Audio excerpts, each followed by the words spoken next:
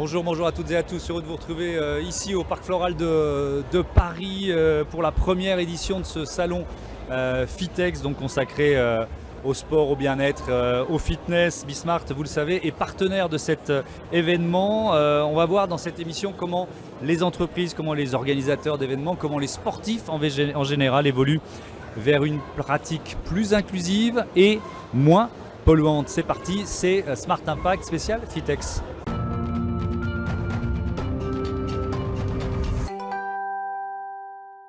Et je vous présente tout de suite mon invité Grégory Benoît. Bonjour, bienvenue. Bonjour, merci. Bienvenue dans cette belle ambiance sonore du Fitex. Vous êtes le directeur général international de Biotherm qui est de retour dans la course au large. Et c'est de ça dont on va parler avec le skipper Paul Meillat. Il participera au prochain Vendée Globe, ça c'est dans 2 ans, et à la Route du Rhum dès le mois prochain. Peut-être déjà, pourquoi tout simplement, pourquoi Biotherm revient dans la course à la voile ? Alors écoutez, c'est très simple. D'abord, avant de parler du retour à la voile, il y a un lien évident, originel entre Biotherm et l'eau. Biotherm, c'est une marque de soins de la peau, comme vous le savez. Soins de la peau pour hommes, pour femmes, pour le visage, pour le corps, et qui a puisé sa raison d'être d'exister il y a maintenant 70 ans, à travers la découverte d'une biologiste, Janine Marissal, qui a découvert un micro-organisme vivant capable de régénérer la peau, ce qu'on appelle le plancton, et donc qui vient du monde de l'eau. Vraiment, le lien entre Biotherm et l'eau est évident. La deuxième raison, il y a maintenant 40 ans, nous avons déjà participé à la course à la voile pour la Route du Rhum en 1982, avec Florence Artaud, bien évidemment. Donc encore une fois, il y a quelque chose de très naturel entre Biotherm et l'eau, Biotherm et la voile. Et donc 40 ans plus tard, on se rembarque une nouvelle fois dans la course à la voile, cette année avec le skipper Paul Meillat. Mais alors, on va revenir évidemment à ce bateau, à tout ce qui va à l'ambition sportive et puis aussi l'ambition scientifique, parce qu'il y a une vraie ambition scientifique. Mais en fait, en préparant l'émission, je me suis rendu compte qu'il y avait quasiment plus de sponsors cosmétiques dans l'univers de la voile. Comment vous l'analysez, ça ? Écoutez, ce que je peux vous dire, c'est que nous, encore une fois, en tant que sponsor cosmétique, ça a été une évidence. Et l'évidence, elle est née de la rencontre entre Biotherm et Paul Meillat. On s'est rencontrés et ce qui a fait tilt vraiment, c'était un partage de valeurs communes. Paul Meillat est ambassadeur depuis plus de 10 ans maintenant d'une ONG qui s'appelle Surfrider, qui a pour mission de sensibiliser les populations locales, l'opinion publique à la protection des océans, à la lutte contre la pollution des océans. Nous-mêmes, Biotherm, sommes partenaires depuis plus de 3 ans de l'association de la NGO Surfrider. Et ça a d'abord été une rencontre entre la marque et Paul Meillat. Il était évident pour nous de s'embarquer sur un tel projet ensemble. C'est un partenariat longue durée ? C'est un partenariat qui va durer jusqu'en 2025, juste après le Vendée Globe, avec 3 grandes courses clés dans la course à la voile. Dans 3 semaines, le départ de la Route du Rhum. Depuis Saint-Malo. Exactement.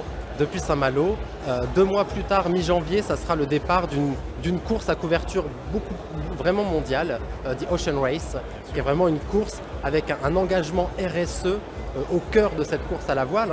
The Ocean Race, c'est Sport First, Sustainability Everywhere, et c'est aussi nous ce qui nous a parlé pour Biotherm, ce pourquoi on s'est réengagé dans la course à la voile. Et enfin, notre dernière course majeure, le Vendée Globe, en novembre 2024. Alors vous l'avez un peu évoqué, mais en quoi cet engagement il s'inscrit finalement dans la politique ou dans la stratégie RSE de Biotherm ? Alors, la première raison, c'est que lors de ces différentes courses, on va parcourir véritablement le globe avec Paul. Vous verrez quand vous allez découvrir le bateau sur les océans, sur notre grande voile du bateau Biotherm, vous avez notre cause de marque qui s'appelle Biotherm Water Lovers, donc pour tous les amoureux de l'eau et ceux qui veulent la protéger. Donc ça, c'est vraiment pour nous un moyen, ce retour à la course, de sensibiliser l'opinion publique, nos consommateurs partout dans le monde, à cet engagement pour la protection des océans. En quoi ça contribue à notre engagement RSE ? C'est que ce partenariat, il est tripartite quelque part. Il y a Paul Meillat, notre skipper, nous, Biotherm, bien sûr, la marque et le bateau, le Biotherm. Et on a un 3e partenaire, la fondation Tara Océan. Qu'on a reçu plusieurs fois dans ce travail. Exactement. Avec Romain Troublé, avec qui on travaille depuis 2017. Et en fait, la fondation Tara Océan, c'est notre partenaire recherche. Recherche, ça veut dire quoi ? Ça veut dire qu'à travers les différentes expéditions de Tara, Nous, Biotherm, on est vraiment le partenaire pour en apprendre toujours plus. Donc ça veut dire quoi? Il y aura des fonds capteurs, marins. il y aura des capteurs sur le bateau, c'est ça? Comment ça va marcher? Dans 2-3 mois, à partir du départ de The Ocean Race, on va vraiment équiper notre bateau, le Biotherm, de ce qu'on appelle un cytoboat. Donc c'est une machine avec de multiples capteurs. Donc ça va vraiment accroché au bateau. Imaginez, c'est un peu notre laboratoire scientifique flottant. On est vraiment attaché au bateau et tout au rythme des courses, toutes les 15 minutes, ce cytoboat va prendre des photos du phytoplancton partout dans le monde, dans le fond des océans. Et donc, ces photographies vont être transmises bien sûr à la Fondation Tara Océan, vont même être transmises à la NASA, et pour en savoir toujours plus sur l'évolution du phytoplancton aujourd'hui dans le monde, qui nous va alimenter notre savoir sur ce plancton, parce que comme je vous le disais au début, le plancton, c'est vraiment notre ingrédient star dans toute la formulation des soins de la peau qu'on développe aujourd'hui chez Biotherm. Est-ce que ça s'inscrit dans une volonté, on va dire, un peu plus globale, notamment dans le cadre de ce partenariat avec Tara Océan, de protection des milieux aquatiques? Est-ce que vous vous engagez dans cette cause-là aussi? On est pleinement engagé dans la protection des aires maritimes, de l'océan, des océans, des mers. Et pour vous donner un exemple concret, notre premier partenaire historique, quand on a créé cette cause de marque Biotherm Water Lovers, notre premier partenaire historique a été l'association Ocean Blue, qui a été créée par le docteur Sylvia Earle. Et Mission Blue, leur action vraiment concrète, c'est de déclarer des zones maritimes en aire protégée. Et depuis ce partenariat historique, depuis plus de 10 ans, on a contribué, nous Biotherm, avec Mission Blue bien sûr, déjà à date, à préserver 17 millions de kilomètres carrés d'air maritime en surface maritime protégée. Donc c'est vraiment au cœur de notre engagement RSE, au-delà de ce qu'on peut faire en matière de formulation, de packaging, mais vraiment d'actions concrètes sur le terrain avec nos ONG partenaires. Oui. Ce bateau alors, le bateau de Paul Meillat, c'est un voilier de la classe IMOCA, c'est ça? Exactement. Il y a une ambition sportive aussi, il prend le départ de la route du Rhum en se disant je veux la gagner dans ma catégorie? Bien sûr, Paul Meillat, donc sur ce bateau, le Biotherm, Paul Meillat, c'est avant tout un compétiteur dans l'âme, et moi pour l'avoir rencontré plusieurs fois, échanger avec lui, c'est un compétiteur dans l'âme. Pour être très honnête, Thomas, ce qui m'a séduit, c'est au-delà de son esprit de compétition qu'on partage, c'est aussi une valeur chez Biotherm, d'efficacité, de compétition. C'est son engagement sincère en tant qu'homme, au-delà du navigateur, du skipper qu'il est, à la protection vraiment des océans. Et pour vous raconter une petite anecdote, vous savez qu'en fait de la course à la voile, cette IMOCA, l'objectif premier de Paul, c'est que son bateau soit le plus léger possible. Et quand est venu, le plus léger possible, pour prendre les vents, pour naviguer le plus vite possible. Quand est venue cette discussion d'équiper le bateau avec ce laboratoire scientifique flottant, quelque part on imposait à Paul 38 kilos supplémentaires sur le bateau. C'est beaucoup et ça compte. Et dans mon échange avec Paul, il m'a tout de suite dit, mais Grégory, pour moi c'est pas une contrainte, c'est une formidable opportunité, je trouverai le moyen de compenser par ailleurs, mais j'embarque avec vous sur cette dimension de recherche, parce que ça lui tient vraiment à cœur. Il l'aura pas sur la route du Rhum, ce mini-labo, il l'aura dès la route du Rhum? Pas tout de suite sur la route du Rhum, sur dans la 3 deuxième semaines. course. C'est vraiment un fleuron de la technologie, cette machine qu'on a travaillé avec Tara, avec le Tara Océan.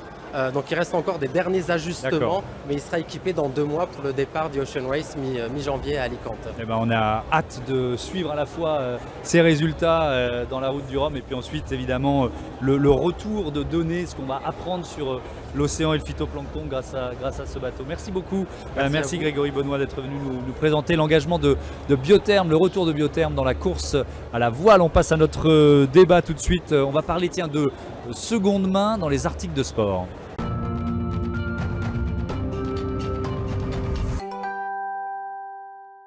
Le débat de ce Smart Impact, toujours depuis le salon Fitex, Fitness, Sport, Bien-être. Et je vous présente tout de suite mes invités. Geoffroy Dautichamp, bonjour. Bonjour. Vous êtes le cofondateur de Barouders. J'accueille également Kevin Chen, bonjour, directeur Bonjour Thomas. conseil de Circulaire. On va commencer par présenter vos entreprises, organisations respectives. C'est quoi Barouders ? Oui, donc Barouders, c'est une plateforme communautaire qui permet d'acheter et de vendre des équipements de sport de seconde main.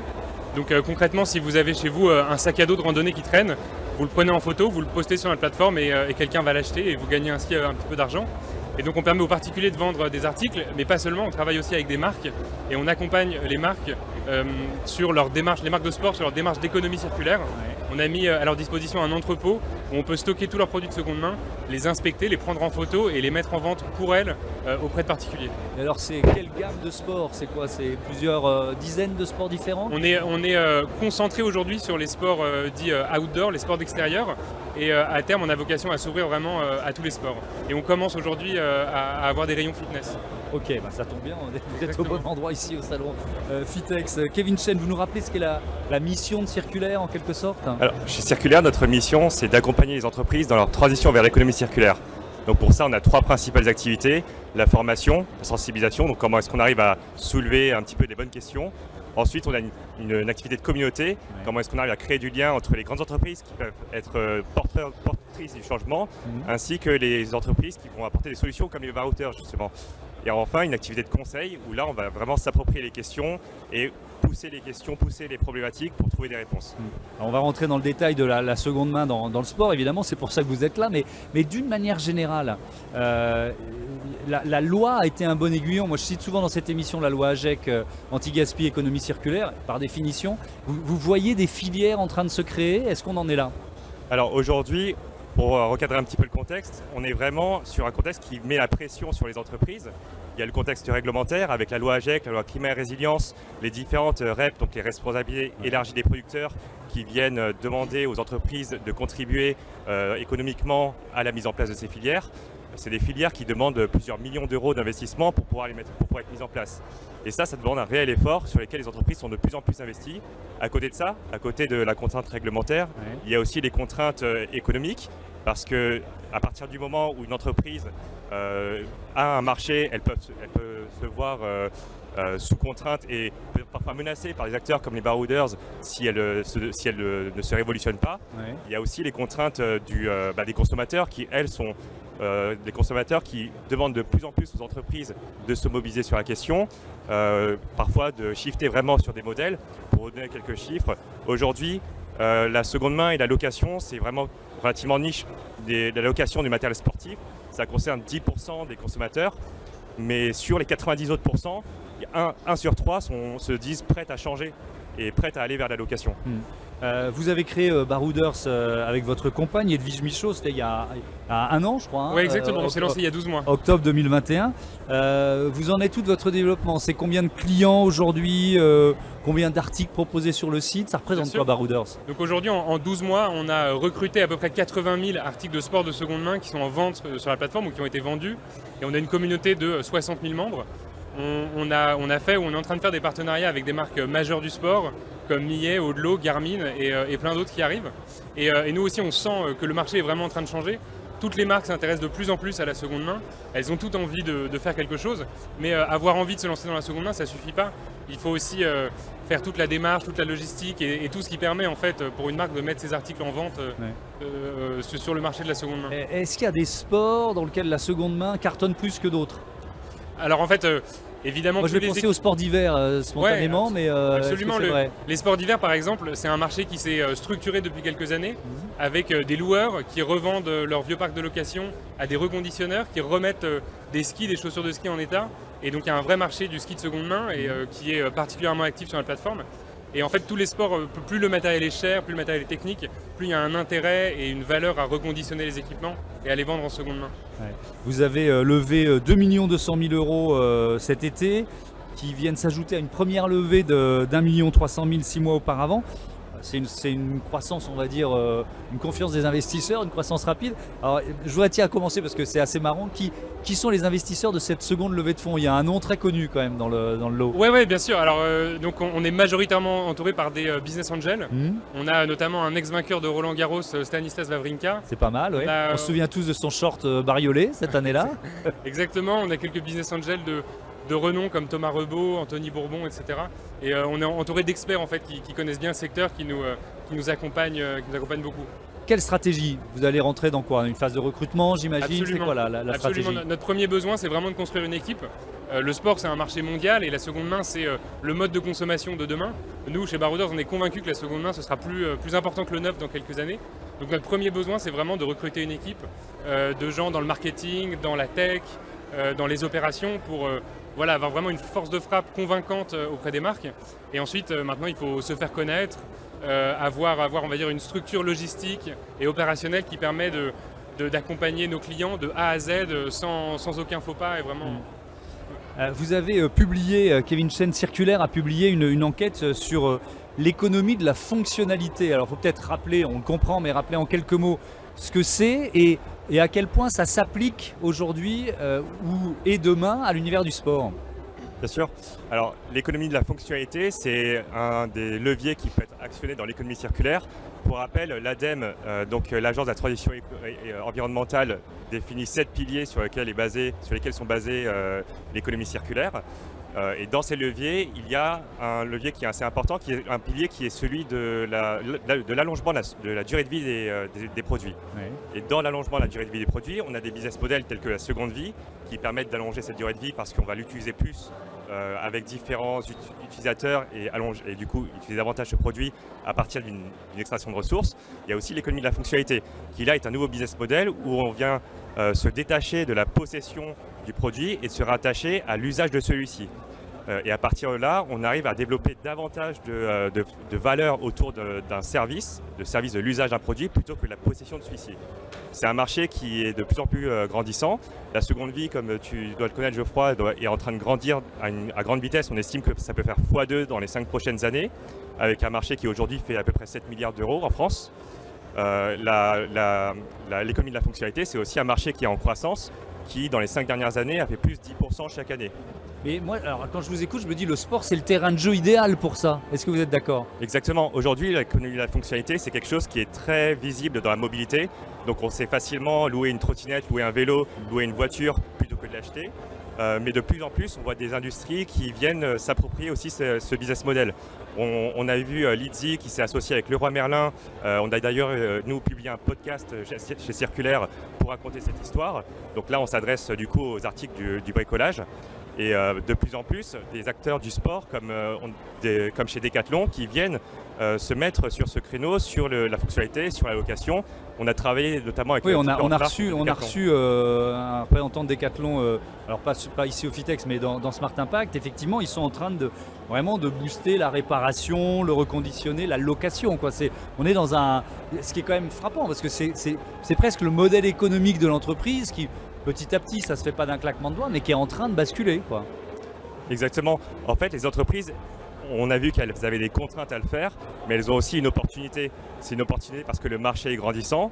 C'est une opportunité aussi parce que économiquement, c'est aussi viable. Les consommateurs, ils appellent à ce genre de comportement. Et à partir du moment où une entreprise, une marque aura produit un objet, un produit, elle a tout intérêt à le recommercialiser et à essayer d'augmenter la valeur à partir de celui-ci plutôt que de reproduire un nouveau produit à vendre davantage. Donc il y a vraiment des intérêts à la fois sous contrainte mais aussi des opportunités à saisir pour elle. Grégoire d'Autichamp, donc il y a eu cette levée de fonds, ces levées de fonds. Je crois que vous travaillez ou vous lancez très bientôt une appli mobile de Barouders. Ouais, exactement. Alors, vous en êtes où d'abord de sa mise au point et puis ensuite qu'est-ce qu'on va y trouver ? Donc cette application mobile, elle est en cours de développement. On veut qu'elle soit vraiment très aboutie pour que le consommateur y retrouve tout. Nous, on est une application de seconde main, donc on a tous les jours des nouveaux produits que les clients mettent en vente. Et une des premières fonctionnalités de cette application, c'est de permettre aux clients de facilement accéder à ce qu'ils cherchent finalement, d'aller rapidement consulter ce que d'autres particuliers, ce que d'autres membres de la communauté ont mis en vente.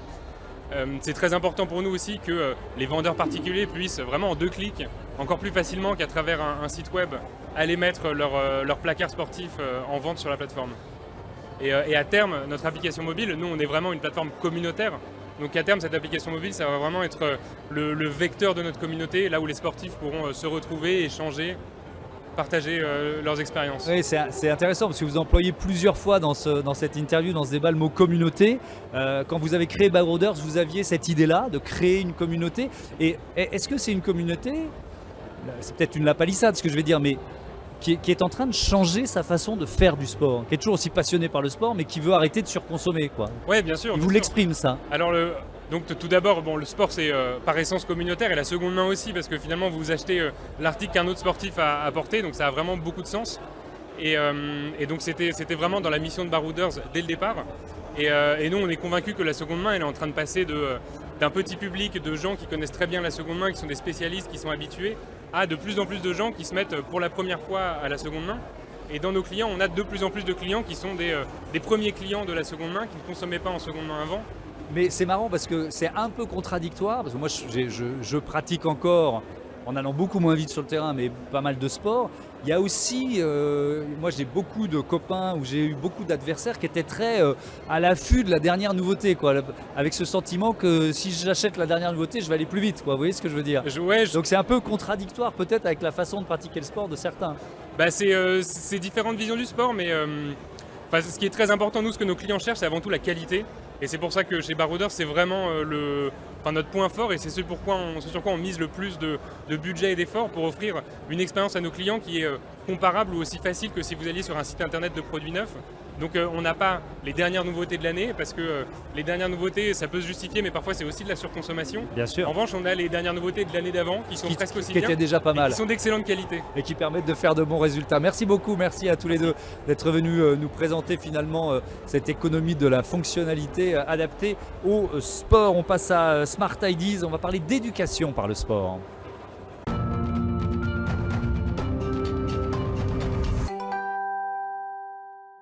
Smart Ideas tout de suite avec Samir Guerza, bonjour, bienvenue. Vous êtes le directeur général de l'Agence pour l'éducation par le sport. C'est quoi cette agence? L'Agence pour l'éducation par le sport, c'est une association nationale destinée à la jeunesse peu ou pas diplômée des quartiers populaires. Notre job, c'est d'insérer des jeunes par le sport et de les amener vers le monde de l'entreprise. Et ça marche du tonnerre. Ça existe depuis combien de temps? Écoutez, depuis 25 ans. Ouais. 25 ans, on laboure le terrain et depuis 6 ans en particulier, on monte des parcours d'inclusion par le sport destinés à des jeunes qui cherchent à réussir. Et le sport est un formidable moyen de les accompagner vers l'emploi. 3000 jeunes ont bénéficié de nos parcours et aujourd'hui ont intégré des grandes entreprises françaises comme le Crédit Agricole, LCL, Hermès, partout en France. Ça marche. En quoi les valeurs du sport, elles peuvent permettre de lutter contre l'échec scolaire, contre le chômage, contre on va dire l'isolement social, quoi? Le sport et le club sportif en particulier est un espace d'apprentissage et de recrutement hors norme. Dans un club sportif, on y apprend plein de choses. Pas seulement à enseigner une pratique ou à apprendre une pratique, on y apprend à collaborer avec les autres, on y apprend à se fixer des objectifs, on y apprend à être performant. C'est tout ce que recherche un chef d'entreprise. Et donc nos coachs d'insertion par le sport font ce lien entre ce qu'on apprend dans le sport et le monde de l'entreprise. Et donc cette passerelle permet finalement à ces entreprises non seulement d'avoir accès à des nouvelles ressources humaines et de recruter autrement. Ouais. Ça passe notamment par l'école de l'inclusion par le sport, c'est Et ça oui. que vous avez créé. Comment ça marche? Écoutez, on a créé en effet ce concept des écoles de l'inclusion par le sport. On en implante un peu partout en France. Il y en a une à Garges-les-Gonesse qui s'implante. Ça accompagne 180 jeunes par an sur le territoire. Eh bien, nos coachs d'insertion par le sport vont aller détecter des profils, des talents dans les quartiers populaires, dans les clubs sportifs. Et on leur fait vivre des parcours de 3 à 6 mois où ils apprennent finalement par la pédagogie du sport à vivre dans l'entreprise. Et ensuite, on les connecte avec des entreprises du territoire qui cherchent à recruter, à avoir accès à ces ressources humaines. Finalement, nos coachs d'insertion par le sport, ce sont les nouveaux DRH pour les entreprises. Mais oui, alors c'est d'autant plus important qu'on voit que tous les secteurs d'activité ont du mal à recruter aujourd'hui. Et ça, c'est le premier aspect. Et puis deuxième aspect, ils veulent diversifier justement leurs canaux de recrutement, plus sortir un peu des canaux classiques. Donc ça doit forcément porter vos valeurs. Moi, en discutant de ça avec des DRH, ils me disaient que souvent, ils reçoivent des jeunes qui sont doués en sport, qui ont même de très bons niveaux et qui n'osent pas en parler lors d'un entretien d'embauche. Est-ce que ça vous l'avez vécu vous aussi avec les jeunes que vous accompagnez? Bien sûr, et on voit en plus que plein d'employeurs procèdent au CV inversé et regardent d'abord ce qu'ils ont fait autour de leur vie professionnelle et souvent le sport, peu de personnes en parlent. Et donc notre grande victoire quelque part, c'est d'avoir permis à des employeurs de regarder autre chose que le diplôme. Et donc nous on a une idée, c'est le sport comme diplôme, et donc par le sport, ils développent ces compétences qui sont tout aussi valables qu'un diplôme.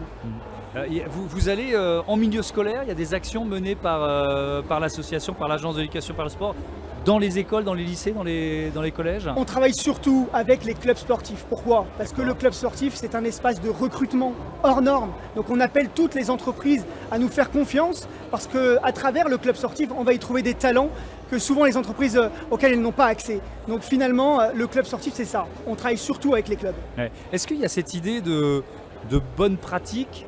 C'est-à-dire vous allez trouver un club sportif qui fait des choses qui fonctionnent, qui est justement en lien avec son environnement, son écosystème local. Est-ce que vous avez cette idée de les partager avec d'autres régions ou d'autres clubs? Oui, alors nous on est finalement l'école de l'inclusion par le sport, c'est un véritable écosystème Oui. auquel les clubs sportifs locaux sont associés. Et donc finalement c'est une ambiance globale que l'on crée avec l'ensemble des entreprises du territoire. Et donc on crée cette passerelle entre deux mondes qui ne se parlent pas assez. Les entreprises d'un côté et les clubs sportifs qui ont un rôle social majeur.